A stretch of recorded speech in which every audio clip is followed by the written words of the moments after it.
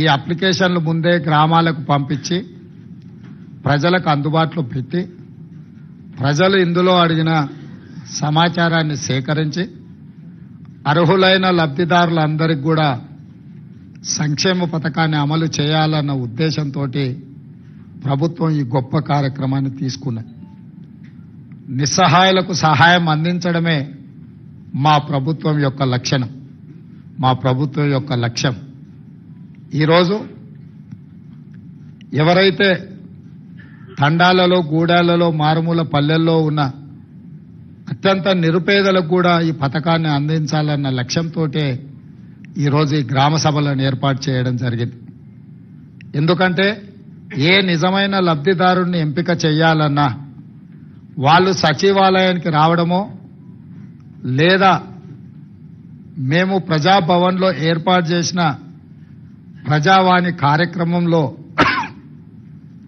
వాళ్ళు వచ్చి వినతి పత్రాలు ఇవ్వడమో పేద ప్రజలకు అది అత్యంత భారమైన పని. గ్రామాల నుండి, సుదూర ప్రాంతాల నుంచి హైదరాబాద్ నగరానికి రావడం, హైదరాబాద్ నగరంలో మళ్ళీ పంజగుట్ట చౌరస్తా చేరుకొని జ్యోతిరావు పూలే ప్రజాభవన్ దగ్గరికి వచ్చి ముందు రోజు రాత్రే ఇక్కడ నిరీక్షించి అక్కడ వినతి పత్రాలు ఇస్తున్నారు అని అంటే ప్రజలకు 10 సంవత్సరాల నుంచి ప్రభుత్వం అందుబాటులో లేకపోవడం, పరిపాలన ప్రజల దగ్గరికి చేరకపోవడం వల్ల తీవ్రమైన ఇబ్బందులను ప్రజలు ఎదుర్కొంటున్నారు. ఆ ఇబ్బందులు ఎంతగా పేరుకుపోయినాయని అంటే ప్రభుత్వాలు మోయలేనంత భారంగా మారినాయి. అందుకే ఈరోజు వారంలో 2 రోజులు ప్రజావాణి కార్యక్రమాలు తీసుకుంటే దాదాపుగా 24,000 పైచలకు అప్లికేషన్లు వచ్చినాయి. ఇందులో ప్రధానంగా భూమికి సంబంధించిన సమస్యలు, ఇల్లు లేని వారి సమస్యలు, లేకపోతే ప్రభుత్వం వైపు నుంచి అందించాల్సిన రాజీవ్ ఆరోగ్యశ్రీ లాంటి సమస్యలే ప్రధానంగా రావడం జరిగింది. వీటన్నిటిని కూడా విశ్లేషించి ఆయా శాఖలకు, ఆయా అధికారులకు పంపించి వాటి మీద చర్యలు తీసుకునే విధంగా ఈరోజు మా ప్రభుత్వం ప్రయత్నం చేస్తుంది. అందుకే నేను సహచర మంత్రులందరితో మాట్లాడినప్పుడు ఎంపీటీసీలు కావచ్చు, జడ్పీటీసీలు కావచ్చు, జిల్లా పరిషత్ చైర్మన్లు కావచ్చు, లేకపోతే ఎమ్మెల్యేలు కావచ్చు, మంత్రులు కావచ్చు, వీళ్ళందరూ కూడా గ్రామ సభల ద్వారా ప్రజల దగ్గరికి వెళ్ళినప్పుడు ప్రభుత్వమే ప్రజల దగ్గరకు వచ్చిందన్న భావన కలిగి ఈ ప్రభుత్వం మీద విశ్వాసం కలుగుతుంది. ఈ ప్రభుత్వం మా ప్రభుత్వం, ఈ ప్రభుత్వం ప్రజల ప్రభుత్వం, ఈ ప్రభుత్వం ప్రజల సమస్యల్ని పరిష్కరిస్తుందన్న విశ్వాసం ప్రజలల్లో నెలకొంటుంది. ఈ కార్యక్రమాన్ని విజయవంతంగా అమలు చేయడం ద్వారా, ఈ కార్యక్రమాన్ని విజయవంతంగా అమలు చేయాలి అనంటే వాళ్ళని ప్రజావాణి కార్యక్రమానికి ప్రజాభవన్కు రప్పించుకోవడం కాదు, ఇక్కడ ఉండే గతంలో గడీల ముందు, గడీల లోపల జరిగిన పరిపాలనను గ్రామాలకు చేర్చాలన్న ఆలోచన మా ప్రభుత్వానికి వచ్చే ఈరోజు ఈ గ్రామ సభలను ఏర్పాటు చేయడం జరిగింది.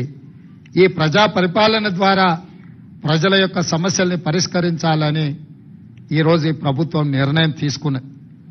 దానికి సంబంధించి ప్రజలు, అది మహాలక్ష్మి పథకం కావచ్చు, గృహజ్యోతి కావచ్చు, ఇందిరమ్మ ఇండ్లు కావచ్చు, రైతు భరోసా కావచ్చు, ఏ సంక్షేమ పథకమైనా ప్రజలకు చేరాలి అనంటే నిజమైన అర్హులైన లబ్ధిదారుల వివరాలు ప్రభుత్వం దగ్గర ఉండాలి. అప్పుడు మేము టార్గెట్ పెట్టుకొని పనిచేయడానికి ఉంటుంది. ఫర్ ఎగ్జాంపుల్ 500 రూపాయలకు సిలిండర్ కావాలి అని ఈ కార్యక్రమంలో ఒక 50 లక్షల అప్లికేషన్లు వచ్చినాయి అనుకోండి. అప్పుడు మాకు ఒక లెక్క తెలుస్తుంది, మేము 20 లక్షలు ఇచ్చినామా, మేము 30 లక్షలు ఇచ్చినామా, మేము 50 లక్షలు ఇవ్వగలిగినామని. ఇందిరమ్మ ఇళ్ల కోసం వచ్చిన దరఖాస్తులు, ఇల్లు లేని పేదలు ఎంతమంది ఉన్నారో మాకు లెక్క తెలిసినప్పుడు మేము ఆ టార్గెట్ను రీచ్ అవ్వడానికి 100% మేము అహర్నిశలు కృషి చేయడానికి ఉంటుంది. ఇట్లా ప్రతి సంక్షేమ పథకానికి ప్రజలు, అర్హులు దరఖాస్తు పెట్టుకున్నప్పుడు అందులో ఎన్ని పరిష్కరించినామో మాకు తెలిస్తే ఇంకెన్ని పరిష్కరించాల్సిన అవసరం ఉందో మా బాధ్యత మేము గుర్తు చేసుకోవడానికి అవకాశం ఉంటుంది.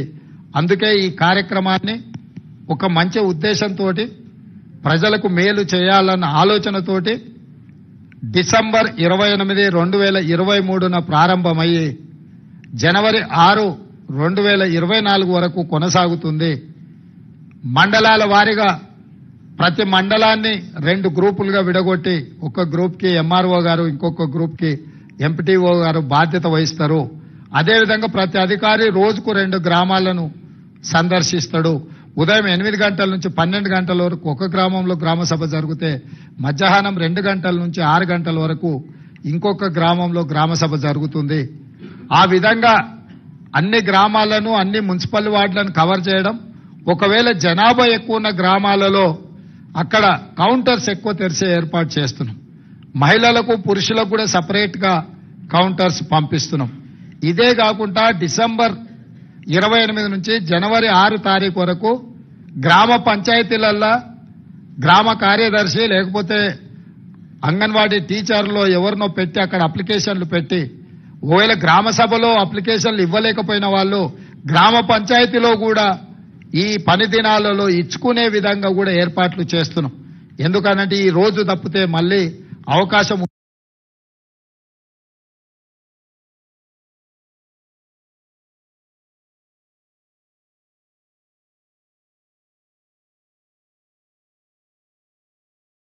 గ్రామ పంచాయతీలలో ఏర్పాట్లు చేస్తున్నాం. అదేవిధంగా భవిష్యత్తులో కూడా నిజమైన లబ్ధిదారులు ఎవరైనా అప్లికేషన్ పెట్టుకోకపోతే తర్వాత ఎంపీడీఓ, ఎంఆర్ఓ ఆఫీసులలో కూడా వాళ్ళు ఇవి తీసుకెళ్లి ఇచ్చుకునే అవకాశం కల్పిస్తాం. ఎందుకనంటే ఈ వారం రోజులు దాటితే మళ్ళీ అప్లికేషన్ పెట్టుకోవడానికి అవకాశం ఉందో లేదో, మాకు వస్తుందో రాదో, ఈ ఒకవేళ అప్లికేషన్ పెట్టకపోతే రాదేమో అన్న ఆందోళన చెందాల్సిన అవసరం లేదు. ఈ స్పెషల్ డ్రైవ్ ఎందుకంటే మీ గ్రామాలకే ప్రభుత్వాన్ని పంపించాలన్న ఆలోచనతోటి, మీ గ్రామంలోనే మీరు ఎక్కడికి వెళ్లాల్సిన పని లేదు, మీరు ఎవరిని కలవాల్సిన పని లేదు, మీరు ఎవరి కోసమో ఎదురు చూడాల్సిన పని లేదు. ప్రభుత్వమే మీ దగ్గరకు వచ్చింది, మీ గ్రామానికి వచ్చింది, మీ వార్డుకు వచ్చింది, మీ మధ్యలో ప్రభుత్వం ఉంది.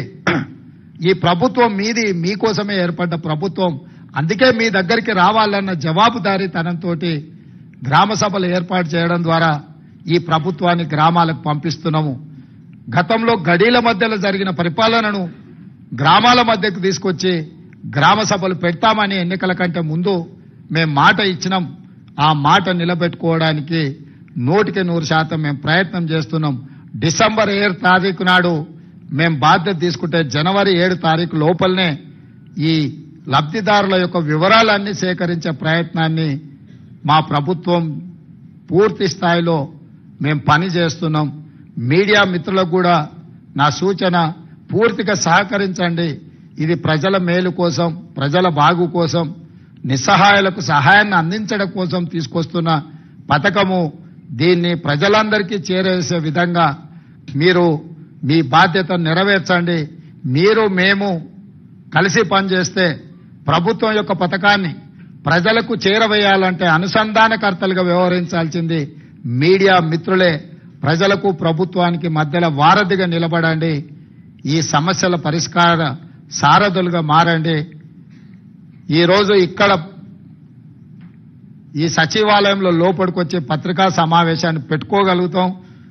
మీరు మంత్రులతోని, ముఖ్యమంత్రులతోని కూర్చోగలుగుతారని మీరైతే భావించినరో లేదో గాని ప్రజాప్రతినిధులుగా మేమే ఈ లోపలికి రాలేక పోలీసులు అడ్డుకుంటే అట్నుంచి అటే వెళ్ళిపోయినాం.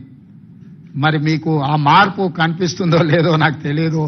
ఖచ్చితంగా ఆ మార్పును మీరు చూస్తున్నారు. భవిష్యత్తులో ఇక్కడ ఇదే హాల్లో పూర్తి స్థాయిలో మా మంత్రివర్గ సహచరులు, ఉప ముఖ్యమంత్రి గారు, మేము గాని ప్రభుత్వం వైపు నుంచి అధికారిక కార్యక్రమాలు ఏమైనా చేపట్టినప్పుడు ఇక్కడనే పత్రికా సమావేశాన్ని ఏర్పాటు చేయడానికి ఒక మీడియా కాన్ఫరెన్స్ హాల్ కూడా క్రియేట్ చేయమని చెప్పి మా చీఫ్ సెక్రటరీ గారికి మేము ఆదేశాలు ఇవ్వడం జరిగింది. తొందరలోనే ఇక్కడ మీడియా మందిరం ఉంటుంది.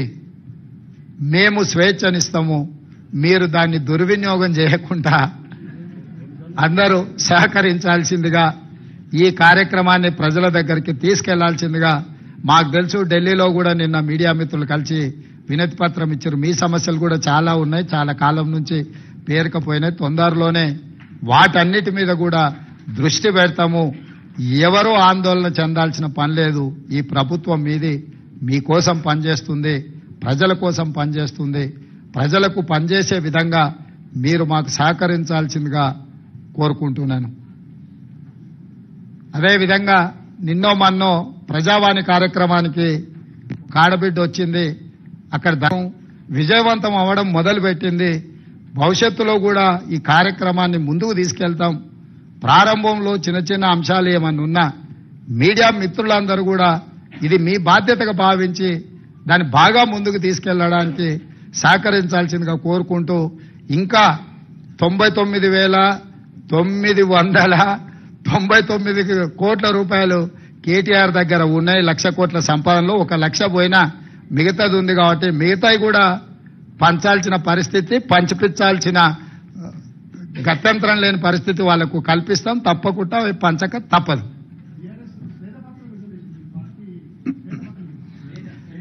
ఇప్పుడు నేనేమంటున్నా అంటే ఆ రోజు అసెంబ్లీలోనే నేను చెప్పిన, నువ్వు మేనేజ్మెంట్ కోటాలు వచ్చినోడు అయ్యా, నీకేం తెలియదు, ఊరికే అరవడం వల్ల ఏం ప్రయోజనం లేదని. మొత్తం సభ నడిచిన తీరు మీరు చూసిరు కదా. బాబా బామర్దుల తాపత్రయం తప్ప ఒక్క సభ్యుడన్నా లేచి వీళ్ళు మాట్లాడుతున్న దాన్ని సమర్థించినరా? శాసనసభలో జరిగిన చర్చలన్నీ తీసుకోరు. వాళ్ళిద్దరే ఆరాట పడుతున్నారు, వాళ్ళిద్దరే పోరాటం చేయాలని చూస్తున్నారు. మిగతా ఎవ్వరు వాళ్ళతో కలిసి రాలే. అక్కడ అన్ని గంటలు వాళ్ళకి అవకాశం ఇచ్చినాం చర్చించడానికి. వాళ్ళు ఎంతసేపు అడిగితే అంతసేపు మైక్ ఇచ్చినాం. మా అందరికీ ఎంత తీసుకున్నాం అంతకంటే ఎక్కువ వాళ్ళకి అవకాశం ఇచ్చినాం.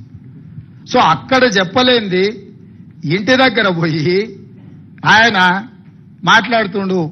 వెనకడికి ఎవరో ఇద్దరు దంచుతున్నారట. ఇక ఆ దంచుడు ఎట్లుందనంటే రోళ్ళకెళ్ళి నిప్పులు ఇట్లా ఎగురుతున్నాయి. ఇక ఆ దంచడం చూసి అందరు అబ్బా ఏం దంచుతురు అని అందరు చప్పట్లు కొడుతూనే ఉన్నారు భజన పార్లందరూ. ఓ అరగంట అయినాకో పెద్దావిడ మిసలావిడ అట్లకెళ్ళి పోత చూసి, అరే ఆ రోళ్ళు జొన్నలు లేవు, సజ్జలు లేవు, ఎందుకు ఎగిరెగిరి దంచుతురు, ఎంత దంచినా అలచిపోడు తప్ప దాంతో వచ్చేది ఏం లేదని చెప్పినాడు. అసెంబ్లీలో కూడా హరీష్ కేటీఆర్ దంచుడు గట్లు ఉన్నది. ఆడ విషయం లేదు. ఎగిరెగిరి దంచినా ఎగరకుట్ట దంచినా ఆడున్నది అంత గంతే. మేము ఉన్న వాస్తవాలు అక్కడ బయట పెట్టినాం. మా ఆర్థిక మంత్రి గారు, మా ఉప ముఖ్యమంత్రి గారు వాస్తవాలను అక్కడ టేబుల్ చేసి మీరు ఏమేం చెప్తారో చెప్పండి అని చెప్పి రోజంతా సమయం ఇచ్చినాం. అక్కడ చెప్పాల్సింది చెప్పకుండా ఇంటికాడికి పోయి మళ్ళేదో కొత్త దుకాణం తెరిచింది. వాళ్ళ దగ్గర ఉన్న ఆస్తి ప్రజల యొక్క రక్త మాంసాలను పీల్చి పిప్పి చేసి సంపాదించుకున్న సంపద ఈ రోజు వాళ్ళు తింటున్నారంటే అది రక్తపు కూడు, అది స్వేదపత్రం కాదు. మా వాళ్ళు ఏం చెప్పిండ్రు, నిజంగా ఉపయోగపడే వాటి అన్నిటినీ కూలగొట్టి మళ్ళీ నిర్మించిండ్రని అన్నారు. ఫర్ ఎగ్జాంపుల్ ఈ సచివాలయమే తీసుకో. గతంలో ఉమ్మడి రాష్ట్రానికి ఉపయోగపడ్డ సచివాలయం 2012లో ఎల్ఎన్టీ కంపెనీ కట్టిన భవనాలు అన్నీ ఉండే. 12 లక్షల స్క్వేర్ ఫీట్ ఉండే ఆ రోజు.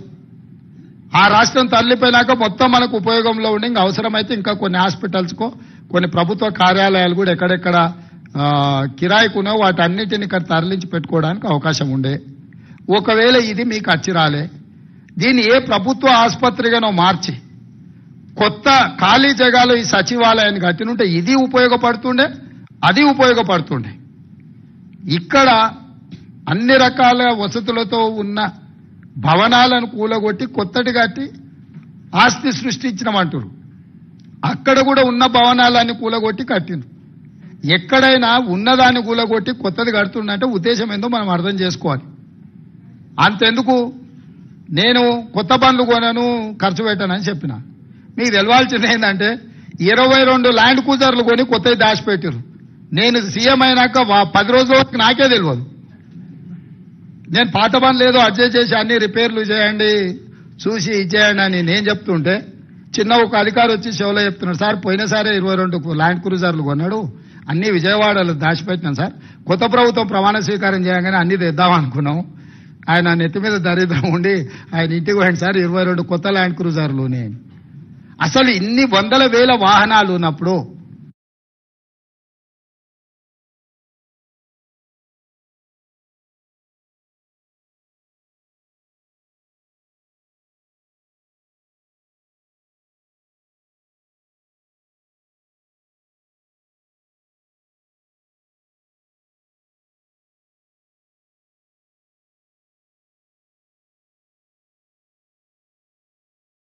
చెప్పా పెట్టకుండా కొన్ని దాచిపెట్టినాయి కేసీఆర్.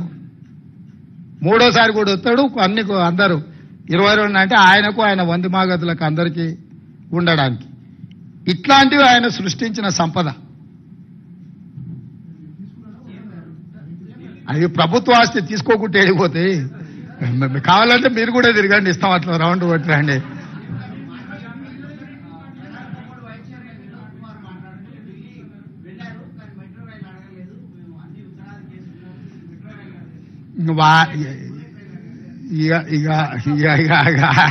ఆయన ఒకసారి పోయి అద్దంలో మొహం చూసుకొని వచ్చి మళ్ళీ ఇట్లాంటి మాటలు మాట్లాడడం.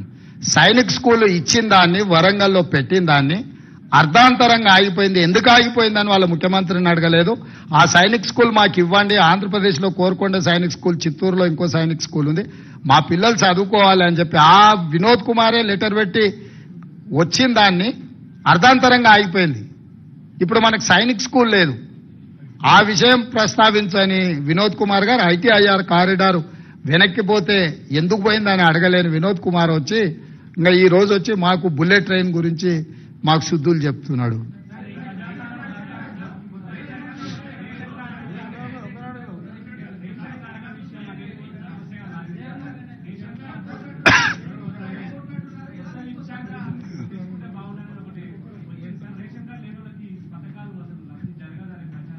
రేషన్ కార్డులు లేకుండా పథకము రావడం కష్టం, కానీ రేషన్ కార్డులు ఇస్తాం కదా.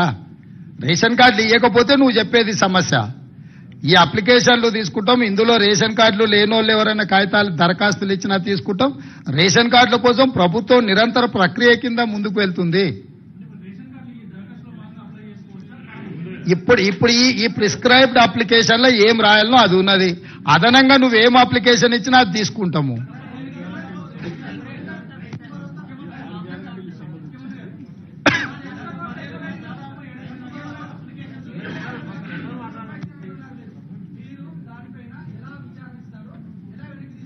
ఏంటిది?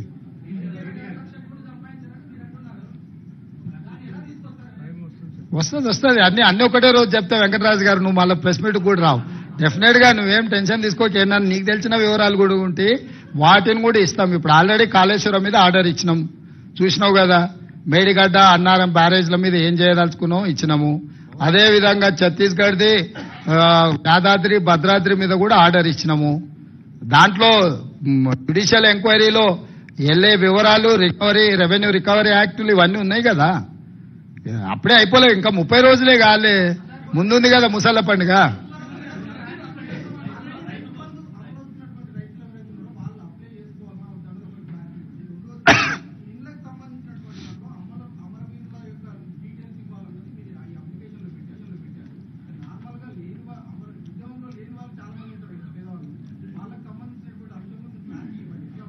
ఇప్పుడు అందులో ఇచ్చిన క్లారిటీ చదువుకొని అవి దాని తర్వాత ఏమన్నా సమస్యలు వస్తే డెఫినెట్ గా వాటి అన్నిటిని కూడా పరిష్కరించే బాధ్యత చేస్తాం. ఇప్పుడు అదే చెప్తున్నా, 30 రోజులే కాలేదు. ఈ రోజు ఏమేమి అడుగుతున్నాం ఆ వివరాలు ఇవ్వండి. అవి కాకుండా మిగతా సమస్యలు వాళ్ళు విజ్ఞాపన పత్రాలు ఇచ్చుకోవడానికి సపరేట్ కౌంటర్ పెట్టినాం అక్కడ.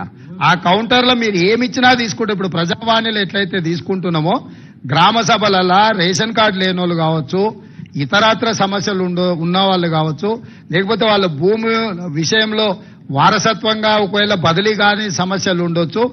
ఏం సమస్యలు ఇచ్చినా కూడా అక్కడ దరఖాస్తు తీసుకుంటాము. ఇప్పుడు నీకేం సమస్య ఉన్నదో నేను కొన్నిసార్లు నువ్వు రాసిస్తే ఆ సమస్యను సంబంధిత అధికారులు విచారణ చేస్తారు, వాటి ద్వారా పరిష్కారం చూపిస్తాం.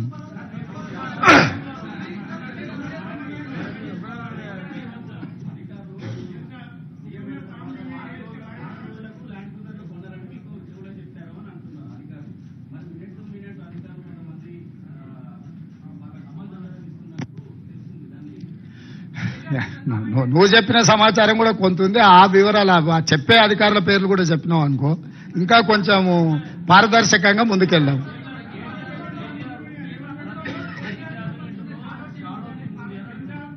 మంచిదే కదా. షాడో టీం ఎందుకు? నిన్నటి వరకు మీరే మంత్రులు కదా. నిన్నటి వరకు మీరు మంత్రులు చేసిన వాళ్ళు మీ దగ్గరనే ఉన్నారు కదా, ఓడినా గెలిచినా. వాళ్ళనే షాడో మినిస్టర్స్ గా పనిచేయమని మంచిదే కదా. ఇన్ని రోజులు పని చేయలేదు, ఒళ్ళొంచలేదు. ఇప్పుడన్నా ఒళ్ళొంచ పని చేయండి. షాడో మినిస్టర్ ఉంటే తప్పేముంది?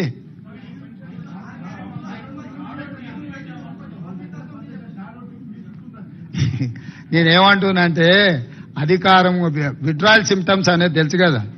అంటే మా కొడంగల్ ప్రాంతంలో లేకపోతే నారాయణపేట ప్రాంతంలో కొన్ని ప్రాంతాలలో కల్తీ కళ్ళు ప్రభావం కొంచెం ఎక్కువ ఉంటుంది. మత్తు కళ్ళు అంటారు కదా, మందుకళ్ళు తాగినోడు సడన్ గా మందుకళ్ళు దొరకకపోతే ఆ పిచ్చి పిచ్చి చేష్టల్ని తట్టుకోవడానికి కుటుంబ సభ్యులే మంచాన్ని కట్టేస్తారు తాళ్ళు పెట్టి. అధికారం పోయిన విడ్రాయల్ సిమ్టమ్స్ తోని కేటీఆర్ అట్లా మాట్లాడుతుండు. కొంతకాలం అతన్ని తాళ్ళు పెట్టి మంచాన్ని కట్టాల్సిన పరిస్థితి ఉంటది. ఈ అన్నిటిని మేమేం తప్ప అర్థం చేసుకోము. ఎందుకంటే అధికారం కోల్పోయిన బాధలోనో భయంలోనో రకరకాలుగా మాట్లాడుతుంటారు. షాడో టీం ఎందుకు? అసెంబ్లీలో నీకే మైకిచ్చి నువ్వే సూచన చేయి, నువ్వే సలహా చేయి, మేము తీసుకున్న నిర్ణయాలను విశ్లేషణ చేయమని బాహటంగా అసెంబ్లీలోనే అవకాశం ఇస్తుంటే మళ్ళీ ఇంక వెనకంగా షాడో టీం పెట్టేదేముంది? స్టార్ట్ అయింది కదా, ఇంకా అది ఇప్పుడే మొదలైంది కదా. అవి కాలేజీలలో చేయాల్సింది, గ్రామాలలో కాదు. కాలేజీలు మళ్ళీ నెక్స్ట్ అకాడమిక్ ఇయర్ స్టార్ట్ అయింది కదా, ఆ కాలేజీలలోనే కౌంటర్స్ ఓపెన్ చేసి డైరెక్ట్ అక్కడనే తీసుకుంటాం.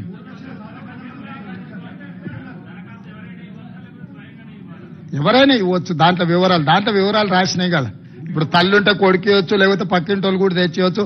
మీలాకటి వాలంటీర్స్ కూడా గ్రామంలో ఇల్లు తిరిగి రాసుకొచ్చి ఇచ్చినా కూడా తీసుకుంటాం.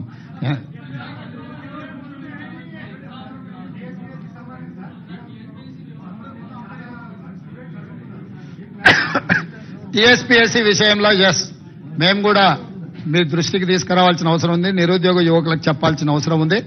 పరీక్షలు నిర్వహించడం కానీ, పరీక్షా ఫలితాలను ప్రకటించడం కానీ, ఉద్యోగ నియామక పత్రాలు ఇవ్వాలంటే తెలంగాణ పబ్లిక్ సర్వీస్ కమిషన్ కు చైర్మన్ ఉండాలి. చైర్మన్ లేకుండా ఈ ప్రక్రియ ఏది జరగదు. ఇది న్యాయపరంగా చెల్లదు, అక్కడ ఉన్న చట్టం కూడా అనుమతించదు. ఇప్పుడు ఉన్న చైర్మన్ గారు మిగతా సభ్యులు రాజీనామా పత్రాలు సమర్పించారు. గతంలో గవర్నర్ గారికి వచ్చిన ఫిర్యాదుల మేరకు వారు కొన్ని నిర్ణయాలు తీసుకోవడానికి రాష్ట్రపతి అనుమతి అడగడము, రకరకాల వివిధ స్థాయిలలో అవి పెండింగ్ లో ఉన్నాయి. వాటిని ఒక్కసారి పరిశీలించిన తర్వాత న్యాయ నిపుణుల సలహా తీసుకొని వీళ్ళని ఆమోదిస్తామన్నారు. కొత్తగా చైర్మన్ సభ్యులను నియమించుకొని పారదర్శకంగా నిర్దిష్టంగా నియామకాలు జరుగుతాయి. ఎవరు ఏ గందరగోళ పడాల్సిన అవసరం లేదు, ఏ విద్యార్థులు ఆందోళన చెందాల్సిన అవసరం లేదు. ఇవాళ ప్రశ్నాపత్రాలు పల్లి బఠానీలలాగా జిరాక్స్ సెంటర్లో అమ్మకాలు జరిగినప్పుడున్న చైర్మన్లు మెంబర్ల మీద నిరుద్యోగ యువకులకు విశ్వాసం లేకపోవడం, నిర్వహించిన పరీక్షలన్నిటిని కూడా రద్దు చేయడం, రకరకాల గందరగోళ పరిస్థితుల్లో ఈరోజు విద్యార్థులు నిరుద్యోగ యువకులు ఉన్నారు.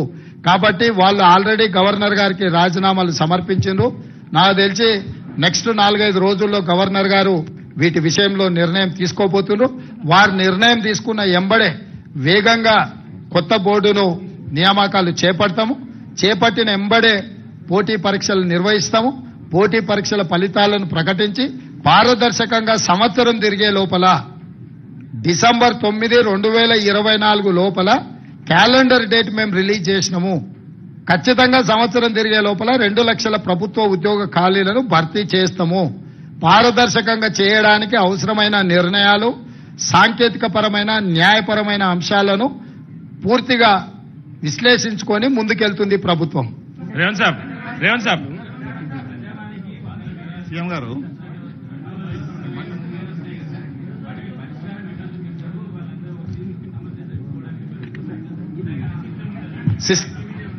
సిస్టమ్ ఉన్నది, ఆల్రెడీ దరఖాస్తులు తీసుకుంటున్నాం, వాళ్ళని డిజిటలైజ్ చేస్తున్నాం, వాళ్ళకు ఒక నెంబర్ ఇస్తున్నాం, ఆ నెంబర్ వాళ్ళ మొబైల్ కు పంపిస్తున్నాం, సంబంధిత శాఖలకు పంపిస్తున్నాం. అక్కడ ఒక ఐఏఎస్ ఆఫీసర్ని మొత్తం వ్యవస్థనే ఏర్పాటు చేసినాం. నిరంతరం ప్రజావానికి వచ్చే సమస్యల యొక్క పరిష్కారానికి తీసుకోవాల్సిన చర్యల కోసం ప్రత్యేకమైన అధికారులను ఒక ఐఏఎస్ ఆఫీసర్ని పెట్టినాం. వారి కింద సిబ్బందిని కూడా నియమించినము.